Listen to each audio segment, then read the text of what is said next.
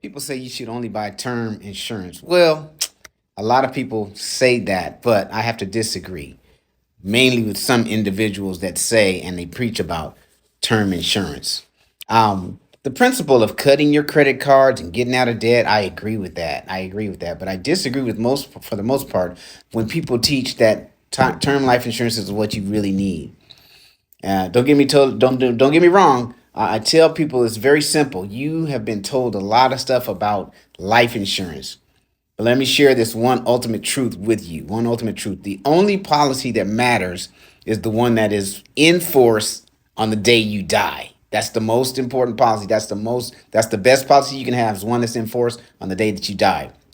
So listen to this. Did you know that less than 2% of term policies are even in force on the day that the person dies? That doesn't mean that term is bad.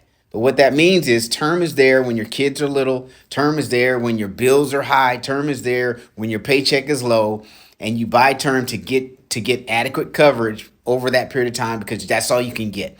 But if term is your only policy, you're going to die with zero insurance life policy insurance in force. You're going to die with zero if term is your only policy.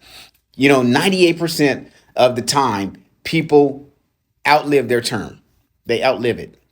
So you can't use term to leave a legacy for your children. You can't. If you were 70 or 80 years old, you get term insurance. You're eventually gonna have to cancel it because it's gonna be too high, and it's gonna be too expensive. You'll have to cancel it. So with term, you can't use that to start some type of business. You can't use term for estate planning. So this whole thing that term is only the thing that's gonna work. That's not gonna work. It doesn't work. Term only pays if you die young. And you need to have a whole life a cash value life insurance policy. That's what you need. That's what you need to put in place to really protect yourself and your family. I can prove this one thing, that the biggest policies are bought by older rich people, and there's a reason why older rich people are buying policies.